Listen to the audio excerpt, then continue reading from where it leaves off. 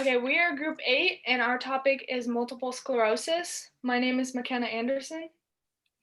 My name is McKenna Zacher. My name is Anthony Brown. My name is Olga Asadova. Awesome. Okay. About the disease. Multiple sclerosis affects both the brain and the spinal cord. In patients with MS, the immune system fights the myelin sheath surrounding axons, causing a lack of information from the brain to the rest of the body. MS is an autoimmune disease, meaning that the body's immune system attacks its own tissues. During attacks, inflammation eats away at myelin sheaths surrounding nerve fibers.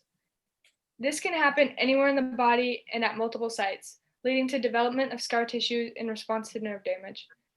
Because these attacks can occur repeatedly in various places, multiple, and result in scarring, sclerosis, the disease is called multiple sclerosis. Repeated attacks cause axonal messages are interrupted by scar tissue and can cause disability throughout the body. MS patients experience a mixture of symptoms at varying intensities. Okay, here is a brief history of multiple sclerosis. Since the late 1300s, individuals with a progressive illness suggestive of multiple sclerosis have been observed. However, the term multiple sclerosis was not coined until 1868. Jean-Martin Charcot was a French neurologist, scientist, physician, and instructor who defined and gave a name to multiple sclerosis. Charcot also defined the features of multiple sclerosis. In particular, he made the distinction between the tremor of paralysis agitans, later called Parkinson's disease, and that of multiple sclerosis. The three most reliable indicators of multiple sclerosis, intention tremor, nystagmus, and scanning speech, became known as Charcot's triad. Charcot is claimed by some to be the founder of modern neurology. Here is a photo of Jean-Martin Charcot. He was born on November 29th, 1825, and he died on August 16th, 1893. Signs and symptoms. Signs of multiple sclerosis include a buildup of plaque in the nervous system, paralysis of the facial nerves, sensory disturbances, and progressive spastic paraplegia. Symptoms of multiple sclerosis include a rise of body temperature due to muscle fatigue, rapid involuntary eye movement, and numbness of face. Genetic and neural causes. Really, scientists research, if you ask him, they tell unknown. But many things like obesity, smoking, low-level vitamin D, geographic and genetic background, and Epstein-Barr virus increase a person's risk of developing MS and associate with more several disease and more rapid disease progression. Also, how it happened? MS is characterized by increased permeability of blood barrier along immune cell as macrophages, T cells, and B cells to infiltrate the central nervous system. Usually in healthy individuals, the development process includes checkpoints to limit the production of autoreactive B cells. In MS, some autoreactive B cells are able to bypass the checkpoints and grow to maturity, and then they go to the through blood barrier and go traffic into the CNS, where they contribute to MS pathobiology through different mechanisms.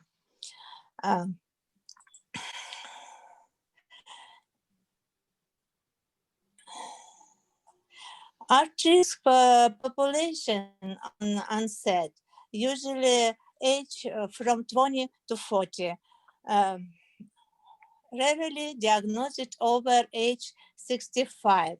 Women are more likely to develop MS than men, almost in 3 times. No specific cause, no cure, but various temperatures are available. Patients move through at-risk symptomatic, prodromal, and symptomatic stage. Multiple sclerosis is the most common cause non-traumatic neurological disability in young adults. For multiple sclerosis diagnosis, it is normally detected by accident when the patient is screened through MRI for a mixture of symptoms. Some patients have what is called clinically isolated syndrome, which is an episode that may represent the onset of MS, but also sometimes it occurs on its own and doesn't develop the disease. Early multiple sclerosis consists of a mixture of vague symptoms, and it is really difficult to diagnose because every case is different depending on which nerves lose their myelination. There is no definite test or symptom, so doctors must first rule out all other possible medical conditions. The McDonald criteria was developed to allow for earlier diagnosis and requires, quote, objective evidence of lesions separated in time and space. There are 4 main types of multiple sclerosis. The first and most common is called relapsing remitting MS, and this comprises about 85% of patients. With this type of MS, most patients experience unpredictable relapses followed by recovery periods. And I'm going to talk more about this on the next slide. The second type is secondary progressive MS, which is developed by 65% of patients who started out with relapsing remitting MS. And they'll often get this diagnosis within the first 15 years of their original diagnosis. And this one is characterized by increased disability after each relapse. The third type is primary progressive MS, and this takes up about 10 to 15% of patients who are diagnosed later in life during their 40s and 50s. They have less relapse episodes, but the disability symptoms associated with the disease worsen over time. And then the fourth type is benign MS, and this comprises about 20% of patients, most of whom have had multiple sclerosis for about 15 years without much disability.